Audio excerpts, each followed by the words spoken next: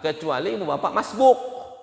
Kalau ibu bapak masbuk, masuk ibu bapak pada sholat subuh yang rakaat kedua, dalam perjalanan mungkin masuk pada rakaat kedua, orang rakaat kedua, ibu bapak rakaat pertama, pada saat ketika itu dapat ibu doa kunut, bapak doa kunut, maka kan setelah orang ucap salam, kita kan bangkit lagi satu rakaat lagi untuk menyempurnakan sholat subuh yang tinggal, yang kurang satu rakaat itu, tetap pakai kunut.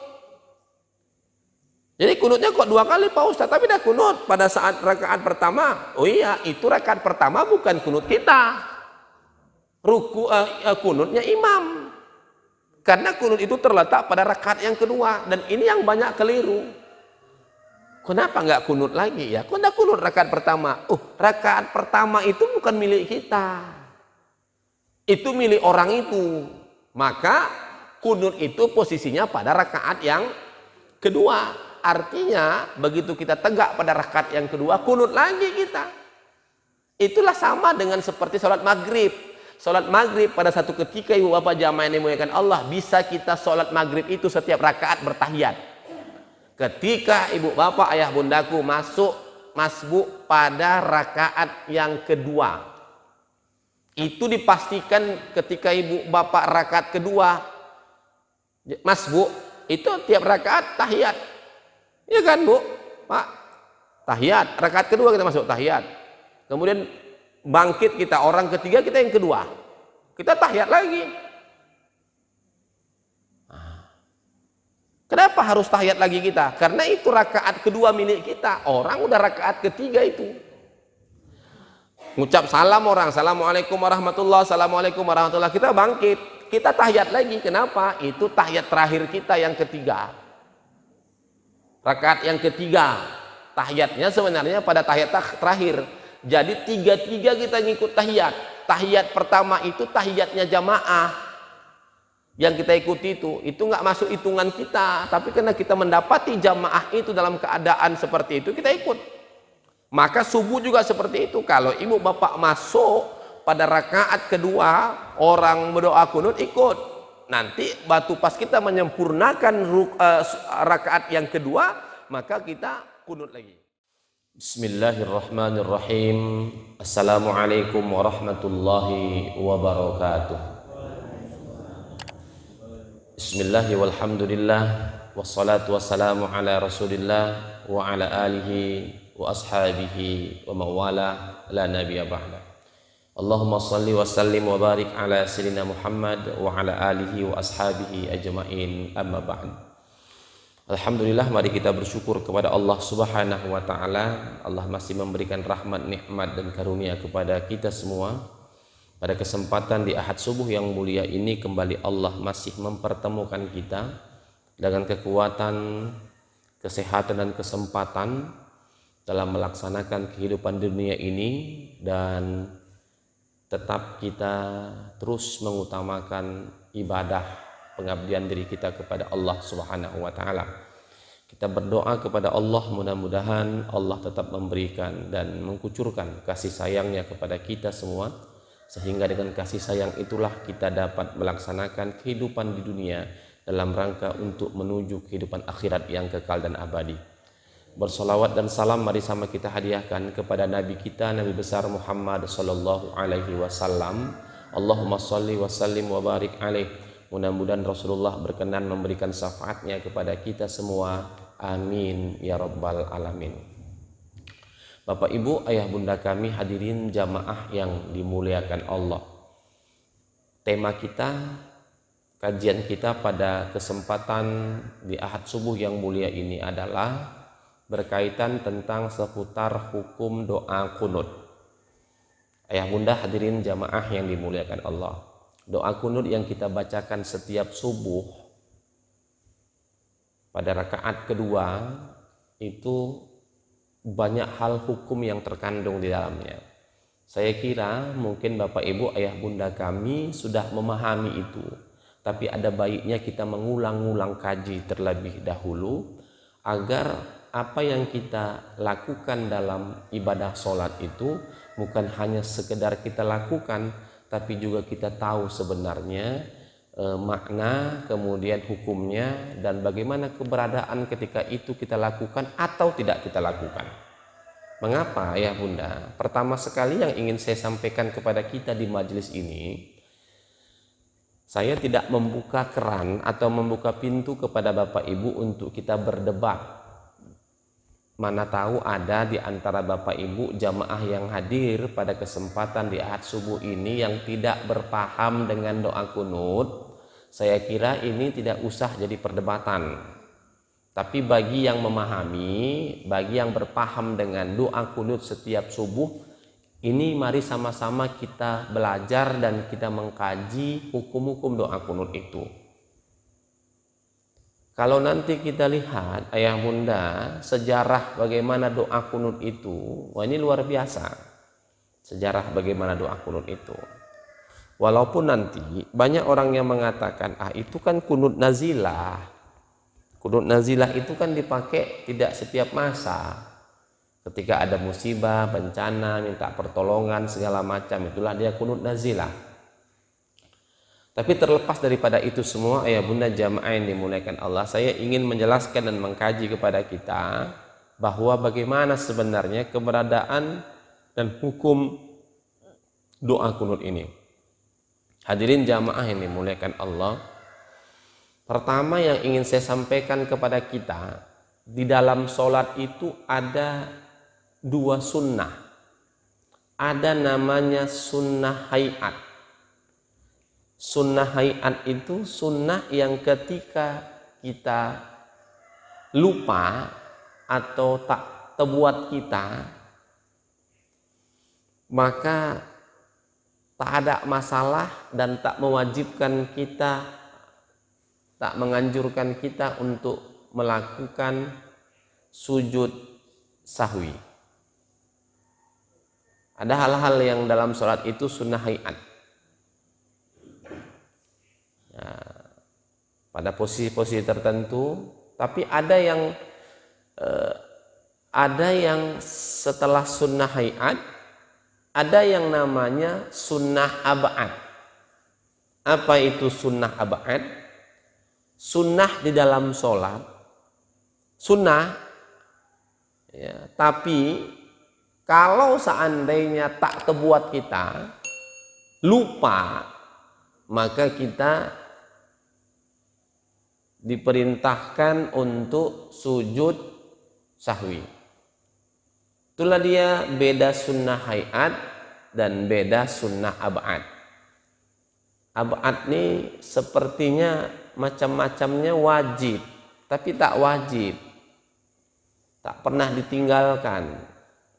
Dibilang wajib tidak, tapi tak pernah ditinggalkan. Maka kalau itu terlewatkan karena lupa, maka kita diperintahkan untuk sujud sahwi. Bapak Ibu hadirin jamaah yang dimuliakan Allah, yang mana saja yang sunnah ab'ad itu. Jadi sunnah ini sebenarnya, sunnah ab'ad itu di dalam sholat ya Bapak Ibu. Di luar, di selain sholat, di luar sholat itu ada sunnah yang dikuatkan juga. Namanya sunnah mu'akkad. Sunnah mu'akkad. Yang mana itu sunnah mu'akkad itu? Macam kurban yang mau kita lakukan beberapa hari ke depan dalam rangka 10 Zulhijjah, itu kurban, sunnah mu'akkad, sunnah yang dikuatkan. Nah, dalam sholat, perbuatan-perbuatan sholat itu, gerakan sholat itu, bacaan sholat itu ada sunnah, tapi namanya sunnah ab'ad. Hadirin jamaah yang dimuliakan Allah, termasuk yang dikategorikan sunnah ab'ad itu adalah membaca doa kunut. Di mananya Bapak Ibu jamaah yang dimuliakan Allah? Inilah dia Ibu Bapak hadirin jamaah yang dimuliakan Allah. Ini yang mau kita jelaskan satu persatu pelan-pelan dulu, sehingga Bapak Ibu ayah bunda hadirin jamaah yang dimuliakan Allah, Kita paham betul ini duduk permasalahannya. Jadi doa kunut itu bukan hanya sekedar angkat tangan mengikut imam, kemudian dah diam aja, habis itu dah imam sujud, awak pun sujud. Bukan sebatas itu saja. Tapi ada hal-hal yang harus kita lakukan sebagai makmum, dan apa juga yang melekat kepada kita untuk yang harus kita baca. Tuan-tuan guru kami, Bapak Ibu, Ayah Bunda jamaah yang dimuliakan Allah. Kalau sholat yang 4 rakaat, jika sholat yang 4 rakaat seperti zuhur, asar, kemudian isya, itu kan ada tahiyat awalnya, ibu bapak jamaah yang dimuliakan Allah. Tahiyat awal itu, tahiyat awal, ya 2 rakaat tahiyat. Tiba-tiba mungkin satu ketika ibu bapak dalam sholat lupa tahiyat awal itu. Pertanyaan saya Bapak Ibu, apakah sholat itu harus diulang? Atau kita katakan sholat itu batal? Banyak yang ngomong, iya batal itu. Ternyata tidak batal. Tahiyat awal itu ibu bapak tidak batal. Tapi itulah dia yang disebut dengan sunnah abad itu.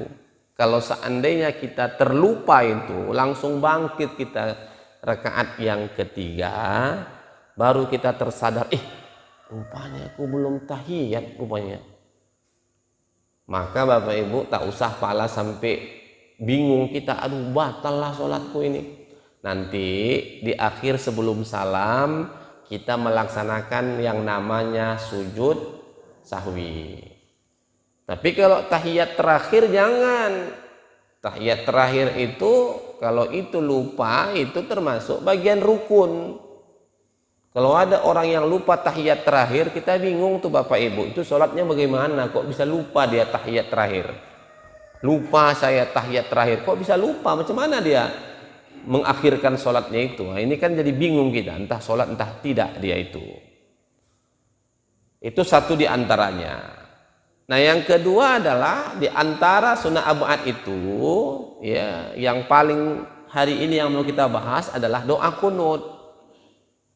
Doa kunut itu merupakan sunnah abad. Sekali lagi saya sampaikan, saya tidak membuka hal-hal yang berbeda pendapat tentang itu ya Bapak Ibu.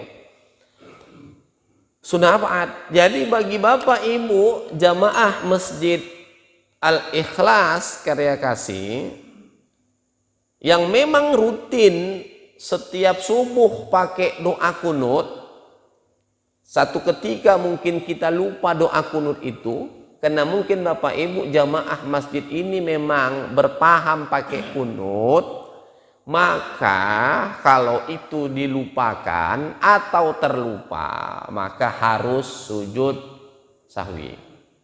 Inilah sebabnya jamaah yang dimuliakan Allah, kalau seandainya orang yang mau jadi imam ke depan itu bukan orang yang suka-suka hati.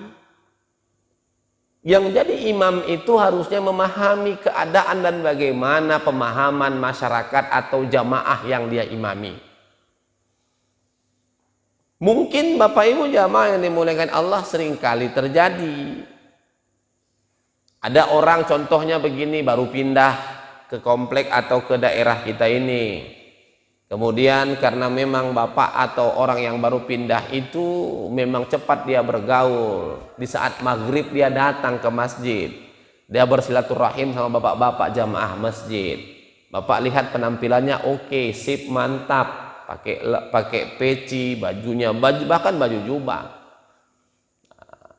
Sampai Isya mungkin bapak-bapak bersilaturahim. Tiba-tiba pas Isya satu ketika, saat itulah ini umpamanya ya Pak, Bapak mempersilahkan orang baru tersebut, silakan Pak maju ke depan jadi imam. Nah Bapak itu maju. Ini kan kasus-kasus yang sering diceritakan orang sama saya sampaikan. Imam dia, bagus bacaannya Pak, bagus.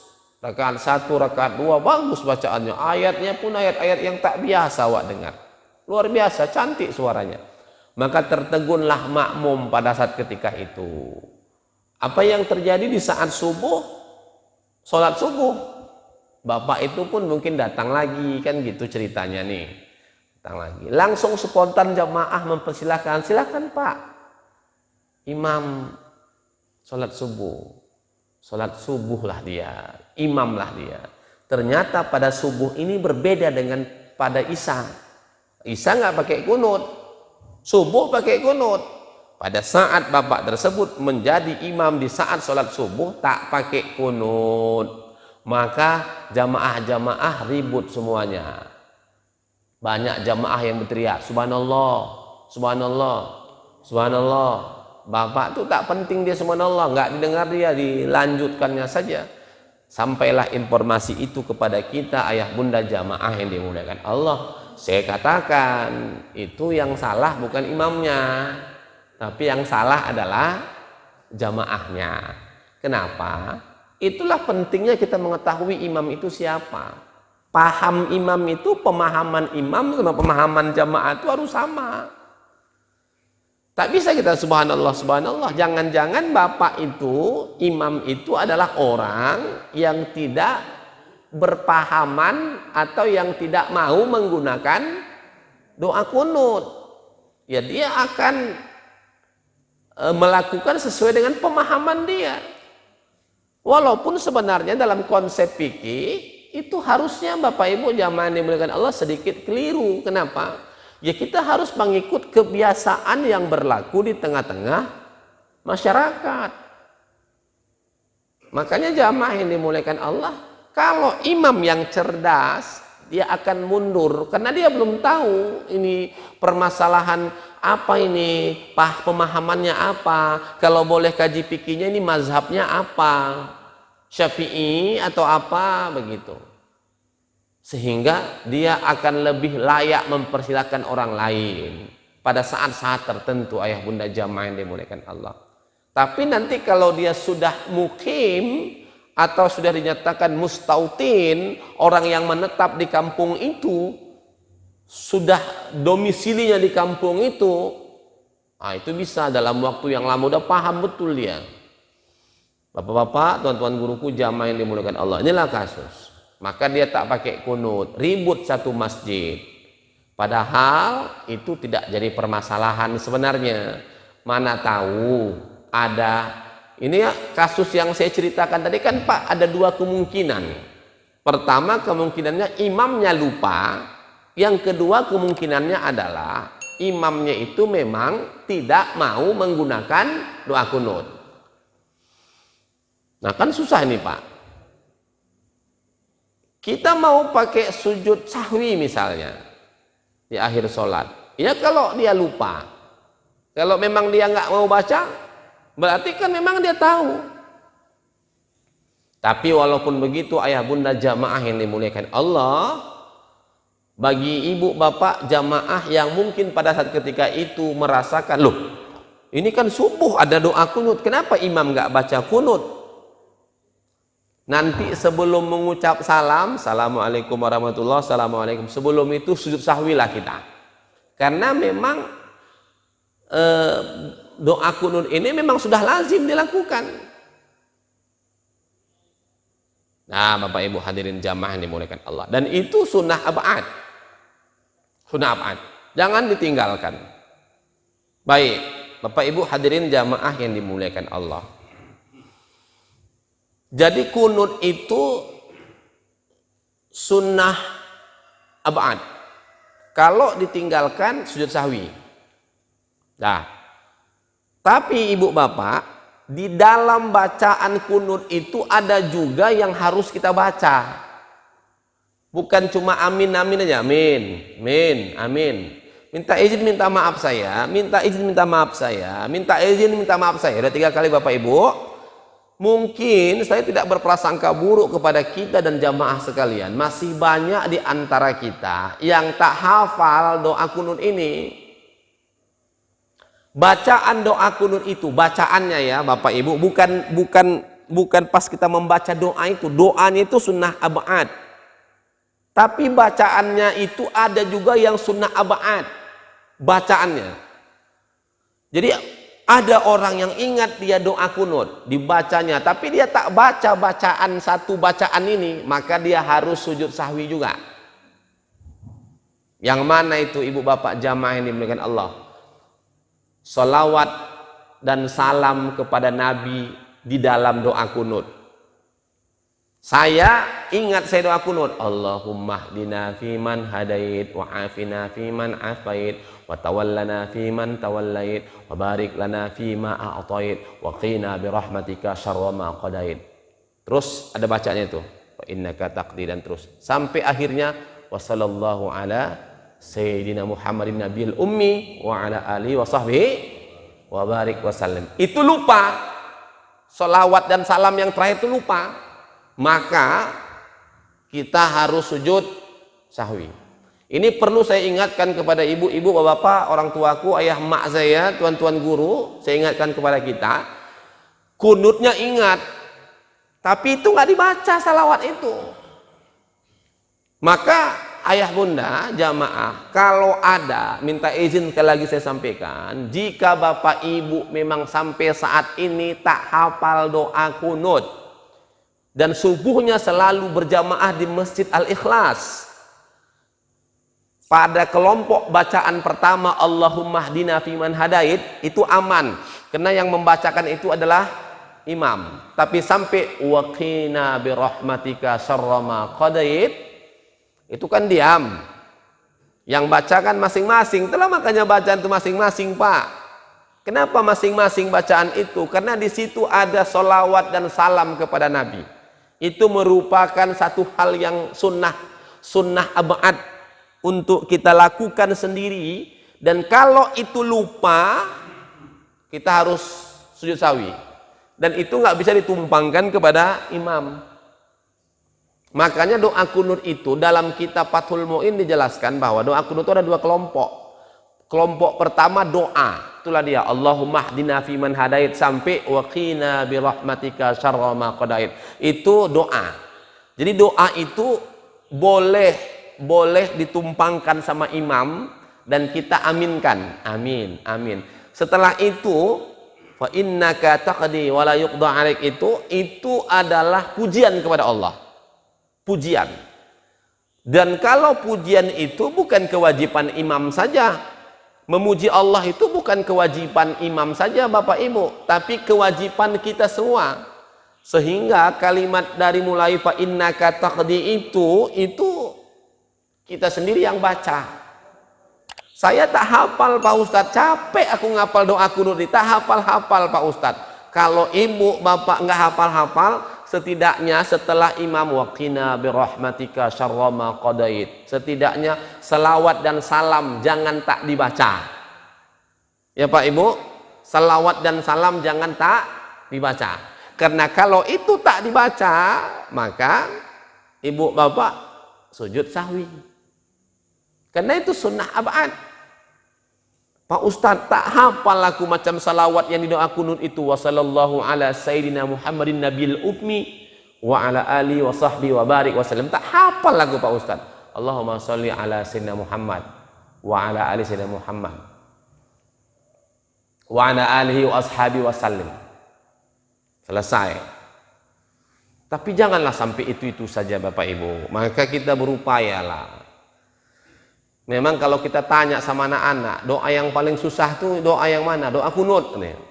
Kalau praktek ibadah anak-anak sekolah, kalau udah disuruh praktek ibadah tuh Bapak Ibu, memang entah kenapa guru-guru agama Islam, guru-guru fikih itu kalau udah praktek ibadah pasti sholat yang dipilih adalah sholat subuh. Karena memang di situ ada satu doa yang sedikit berbeda dengan doa-doa lain. Dan ini rupanya doa ini dahsyat sekali dilakukan Rasulullah SAW. Satu ketika, pada saat ketika itu ada hal-hal seperti wabah, seperti permasalahan besar, maka doa kunut inilah yang dibacakan Nabi. Jadi diletakkan doa kunut itu pada sholat subuh supaya kita terhindar daripada mara bahaya, malapetaka, penyakit dan segala macam. Kita minta kepada Allah mengawali hidup kita. Kita sholat subuh 2 rakaat dan di situ ada doa-doa hebat. Doa kunut itu termasuk doa yang hebat. doa minta kita kepada Allah Subhanahu wa taala, maka jangan dilewatkan. Dan ini merupakan sunnah abad. Kalaupun ibu bapak ingat doa kunutnya, tapi tetap sholawat dan salam kepada Nabi dalam doa kunut itu harus dibaca. Mohon maaf ibu bapak jamaah yang dimuliakan Allah, sekali lagi saya sampaikan, kalau kita nggak hafal doa kunut, mungkin kita bisa tumpangkan doa kunut itu kepada imam, tapi sholawatnya nggak bisa kita tumpangkan, kita baca masing-masing. Hadirin, sama dengan rukun sholat yang terakhir, tahiyat akhir, at-tahiyatul mubarakatuh sholawatu thayyibatulillah. Itu Bapak Ibu hadirin jamaah yang dimuliakan Allah, asyhadu an la ilaha illallah wa asyhadu anna Muhammadar Rasulullah. Allahumma sholli ala sayyidina Muhammad wa ala ali sayyidina Muhammad. Itu ibu bapak hadirin jamaah yang dimuliakan Allah, itu kan rukun itu. Tapi nanti ayah bunda hadirin jamaah yang dimuliakan Allah, bacaan sholawatnya, jadi duduknya itu nggak boleh lupa kita. Duduknya nggak boleh lupa, duduk tahiyat akhir. Kalau lupa maka batal sholat. Nah itu rukun, tapi dia dalam rukun itu ada sholawat. Sholawatnya kalau lewat, itu kan rukun, tapi sholawatnya itu sunnah abad. Kalau seandainya kelewatan sholawatnya, tak terbaca sholawatnya, maka kita harus sujud sahwi. Jadi ada yang posisinya, ada yang duduknya yang disebut dengan sunnah abad, tapi ada yang bacaannya yang jadi sunnah abad itu.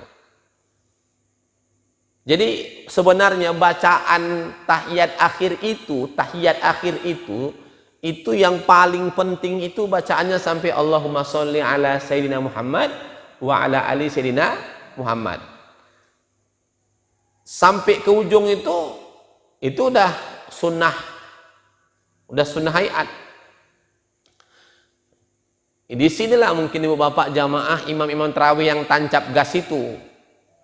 Kita bingung, kok cepat kali dia udah assalamualaikum warahmatullah, assalamualaikum warahmatullah. Mana tahu tahun depan dapat posisi kayak gitu, cepat kali imamnya. Tak mungkin ibu bapak menuntaskan tahiyat akhir itu sampai selesai. Minimal dapat Allahumma sholli ala sayyidina Muhammad wa ala ali sayyidina Muhammad. Assalamualaikum warahmatullah, assalamualaikum warahmatullah. Boleh pak.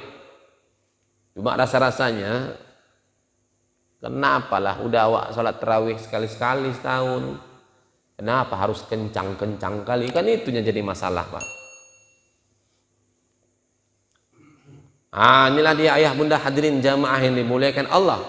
Jadi doa kunut itu bukan sembarangan saja kita tak hafal doa kunut, udahlah ikut aja imam. Amin, amin, amin, amin. Habis itu selesai, diam aja dia. Sujud. Dia tak paham ayah bunda hadirin. Doa kunut itu sunnah abad. Dan dalam doa kunut itu bacaannya ada juga sunnah abad.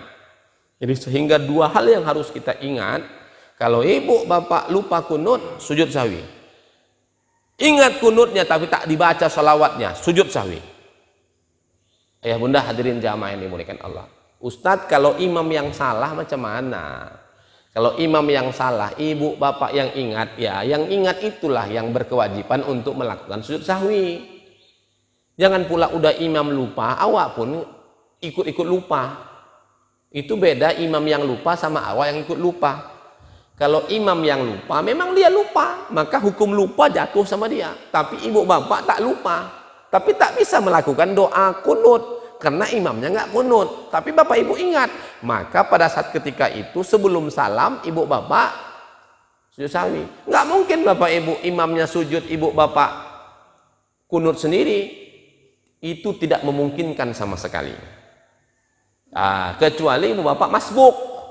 Kalau ibu bapak masbuk, masuk ibu bapak pada sholat subuh yang rakaat kedua, dalam perjalanan mungkin masuk pada rakaat kedua, orang rakaat kedua, ibu bapak rakaat pertama, pada saat ketika itu dapat ibu doa kunut, bapak doa kunut, Maka kan setelah orang ucap salam, kita kan bangkit lagi 1 rakaat lagi untuk menyempurnakan sholat subuh yang tinggal, yang kurang 1 rakaat itu.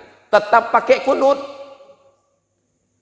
Jadi kunutnya kok 2 kali Pak Ustaz, tapi dah kunut pada saat rakaat pertama. Oh iya, itu rakaat pertama bukan kunut kita. Kunutnya imam. Karena kunut itu terletak pada rakaat yang kedua, dan ini yang banyak keliru.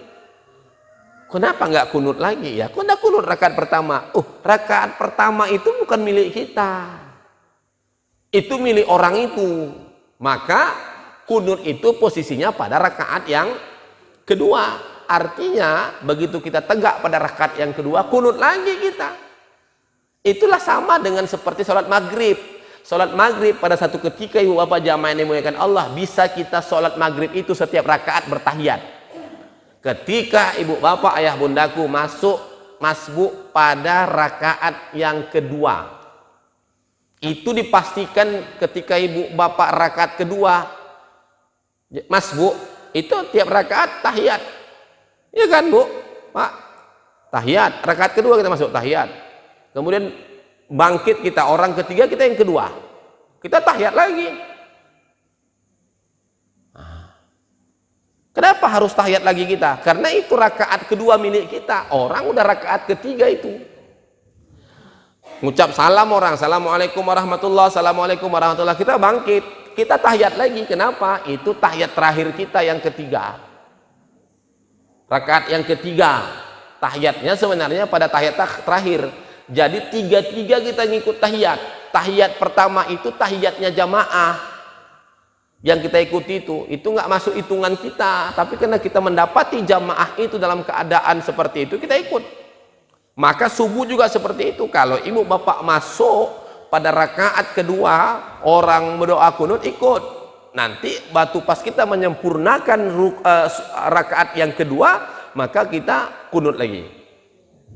Nah bapak ibu, kalau imamnya lupa, jamaahnya ingat, maka jamaahnya harus sujud sahwi. Ini ayah bunda jamaah yang dimuliakan Allah. Yang susah itu kan kalau imamnya lupa pada bagian rukun. Ini yang imam ini lupa sering. Dan ini yang pernah terjadi. Terjadi satu ketika saya sholat, bapak ibu, memang tidak di Medan, di luar daerah, dalam perjalanan. Imamnya lupa untuk sujud yang kedua. Setelah dia sujud, kemudian dia duduk di antara 2 sujud, dia baca doa Rabbir firli dan seterusnya. Setelah dia baca doa itu, dia bukan sujud, harusnya dia sujud. Bangkit dia ayah bunda jamaah yang dimuliakan Allah.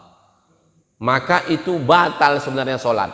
Karena pas sujud itu bagian daripada rukun sholat. Dia tak lakukan rukun, bangkit langsung dia. Saya pun bingung, sejak kapanlah sholat zuhur nih rakaat yang ketiga rukuknya sujudnya cuma 1 kali. Nah, macam mana ini menghadapinya? Bapak ibu jamaah yang dimuliakan Allah, menghadapinya kita nggak boleh ikut imam itu. Artinya nggak boleh misalnya imam itu bangkit, kita bangkit juga. Kita nggak boleh. Kalau kita tahu bahwa sujud imam itu tak ada, maka kita harus sujud. Kalau seandainya kita ikut imam, maka bebatalanlah sholat kita semua. Inilah mungkin yang harus kita ingat, bahwa silap imam terikut kita, tapi salah imam jangan dibuat. Jadi kalau begitu macam mana Pak Ustadz? Bangkit imam Allahu Akbar, kita bingung loh, kenapa bangkit? Harusnya kan sujud. Maka secepat mungkin ibu bapak harus sujud, walaupun imam sudah berdiri, sujud. Lakukan sujud, karena ini rukun. Bacalah subhana rabbiyal a'la wa bihamdi. Tak bisa 3 kali mungkin karena mau cepat, sekali aja sah. Subhana rabbiyal a'la wa bihamdi. Bangkit, dah ikut lagi sama imam. Tapi habis sholat, assalamualaikum warahmatullah, assalamualaikum warahmatullah, sampaikan sama imam, Pak Imam, sholat Pak Imam batal. Kenapa? Karena tadi sujud tak Pak Imam lakukan pada rakaat yang ketiga. Makmum batal? Tidak, karena makmum sholatnya sempurna rukunnya, yang kurang dia saja. Inilah ayah bunda jamaah. Kalau itu jelas. Tapi kalau doa kunutnya seperti yang kita jelaskan tadi. Nah, itulah dia ayah bunda hadirin jamaah yang dimuliakan Allah. Jadi sebenarnya doa kunut ini kayaknya sepele-sepele, tapi kalau tak kita pelajari banyak hal yang harus kita perhatikan, dan bisa jadi rasa-rasa kita sunnah begitu aja. Sunnahnya itu kalau tak dibuat tak apa-apa, dibuat berpahala. Kan ini aja mungkin pemahaman kita dalam memahami sunnah itu. Apa itu sunnah? Dilakukan berpahala, ditinggalkan tak berdosa. Itu ajalah sunnah. Padahal hadirin jamaah yang dimuliakan Allah, kalau saya lebih memahami bahwa sunnah itu bonus tambahan yang luar biasa, maka rugi kalau kita tak mengambil bonus itu. Rugi sekali. Rugi. Jadi ambil. Dan saya memahami bukan hanya sebatas itu. Sunnah ini jamaah yang dimuliakan Allah, ini juga harus kita ingatkan bahwa sunnah itu bukan sunnah-sunnah gitu aja. Tapi sunnah itu saking hebatnya sunnah itu, ada juga pembagian sunnah itu. Ada sunnah abad, ada sunnah hayat. Yang abad tadi yang mana? Termasuk doa kunut ini. Yang mana itu yang abad? Kalau seandainya lupa, kita harus sujud sahwi. Tapi kalau hayat nggak harus sujud sahwi. Yang mana itu? Banyak nanti penjelasan hayat itu. Misalnya takbir selain takbiratul ihram. Takbiratul ihram itu rukun. Allahu Akbar yang pertama sekali itu takbiratul ihram rukun. Tapi kalau takbir setelah itu sunnah hayat. Ya. Sami Allahu liman hamidah, habis ruku. Lupa imamnya. Entah kayak mana, entah apa yang diingat ya. Terbacanya Allahu Akbar. Loh, sejak kapan bangkit dari ruku ini berubah dalam hatimu? Harusnya kan sami Allahu liman hamidah. Kenapa Allahu Akbar? Lupa pak imamnya. Ya nggak apa-apa. Itu tak termasuk sunnah abad, sunnah hayat. Termasuk takbir raya yang 7 rakaat pertama 7, rakaat kedua 5. Jadi mana tahu khatib atau imamnya itu lupa, yang selalu lupa itu pada rakaat yang kedua. Untuk takbir yang 5 itu lupa dia, begitu bangkit Allahu Akbar dari sujud, bangkit berdiri, kemudian baca langsung surah Al-Fatihah, Alhamdulillahi Rabbil Alamin. Makmum pada ngomong ini, Subhanallah, Subhanallah, karena imamnya lupa membaca takbir yang 5 itu. Harusnya kan Allahu Akbar, Allahu Akbar, kita baca Subhanallah, Alhamdulillah, ya kan Bapak Ibu? Lupa imamnya, ribut jamaah, Subhanallah, Subhanallah, sampai imamnya tak ingat lagi kan, ngomong lagi satu bapak-bapak, takbir, takbir. Nah ini yang susah, udah biarkan aja, karena itu sunnah hayat, ada masalah. Ya Bapak Ibu, jadi yang negor, ini juga penting juga ibu-ibu, bapak-bapak, yang negor tuh biarlah bapak-bapak saja. Minta izin, minta maaf saya, ada pengalaman saya pribadi, tak usahlah saya sebutkan di mana. Tahunya kita imam itu salah, tapi bisa mak-mak yang menjerit dari balik tirai. Saya pun bingung saya. Hebat juga lah ibu ini bisa menembus menerawang tirai ini, tahu dia Pak imam itu salah. Tapi memang bisa apabila salahnya itu dari sisi lafaz atau yang diucapkan. Tapi kalau dari sisi gerak nggak mungkin ibu-ibu nampak, kecuali masjidnya lepas kayak gini nggak bertirai. Jadi jamaah yang dimuliakan Allah, bapak-bapak harusnya menegur. Bisa ibu tuh ngomong Subhanallah, emak-emak yang menjerit dari belakang. Bapak-bapaknya tak sadar ada yang salah, rupanya begitulah Pak Ibu. Makanya sebenarnya ayah bunda jamaah yang dimuliakan Allah, bapak-bapak ini sebenarnya harus mengawal bagaimana keberadaan imam itu. Jangan emak-emak, gawat nanti. Emak-emak ini siap aja dia mengambil posisi apapun. Ketua BKM pun bisa emak-emak nih kalau saya pikir. Mana tahu ya kan? Kita yang laki-laki selalu tolak-tolakan, jangan aku lah, aku kerja, jangan aku lah, palak emak-emak nih, ya udah kami ketua BKM, ya udah selesai. Jadi Bapak Ibu jamaah yang dimuliakan Allah, biarlah bapak-bapak. Kapan ibu-ibu nanti bisa menegur imam apabila imamnya itu perempuan? Mungkin ibu kelompok perempuan, imamnya perempuan. Nah gitu. Hadirin jamaah. Tapi nggak boleh kami menegur imam itu Pak Ustadz. Kalau tak ada lagi yang sadar salah itu, itulah dia. Tak ada pula lagi yang menegur. Ibu itu sajalah yang ingat, ayah bunda jamaah yang dimuliakan Allah. Dan ternyata menegur imam ini juga punya aturan, punya tata cara. Saya selalu sampaikan sama bapak-bapak juga saya sampaikan. Imam itu banyak pikirannya. Imam itu juga manusia. Satu ketika dia membaca ayat, membaca surah, mungkin dia lupa, Pak. Itu juga termasuk sunnah ayat juga itu surah ya, surah. Kalau Al-Fatihah itu kan rukun. Dia baca surah At-Tin. Dia baca surah At-Tin, lari ke wal asri. Dan itu tidak perlu, tidak terlalu apa namanya, harus ibu bapak subhanallah, subhanallah, nggak ada masalah itu, Pak. Ini kadang kita nggak memahami itu, subhanallah, subhanallah. Ada model imam ini makin ditegur makin bingung dia. Apa yang salah? Terdiam dia, berhenti dia lama. Hati-hati, kalau berhenti sampai waktu durasi yang lama itu bisa membatalkan sholat. Jadi kalau kecuali Fatihah yang salah, kalau Fatihah yang salah tegur, jangan dibiarkan. Hanya saja jamaah ini dengan Allah kadang surah yang sunnah itu salah keliru, nah itu pun ribut kita. Ketika doa kunut itu begitu juga.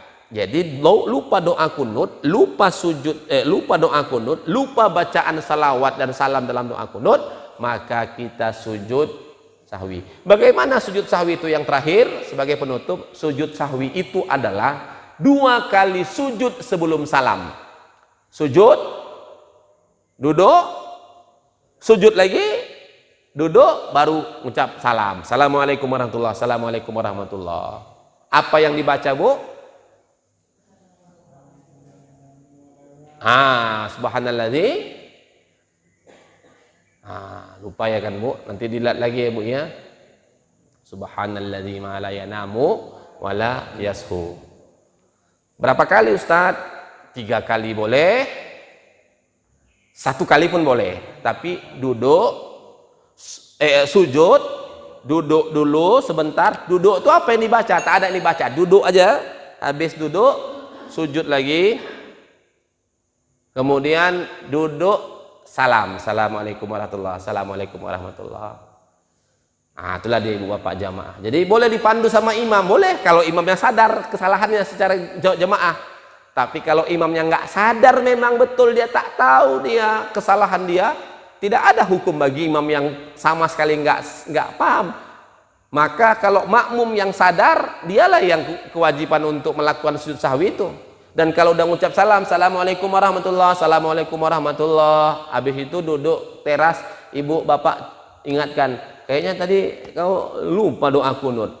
Terus imamnya, iya lupa aku ya, baru sadar di situ. Adakah kewajiban dia untuk sujud sahwi lagi? Tidak ada. Berdosakah dia? Tidak berdosa, karena ingatnya sudah berada pada posisi di luar sholat.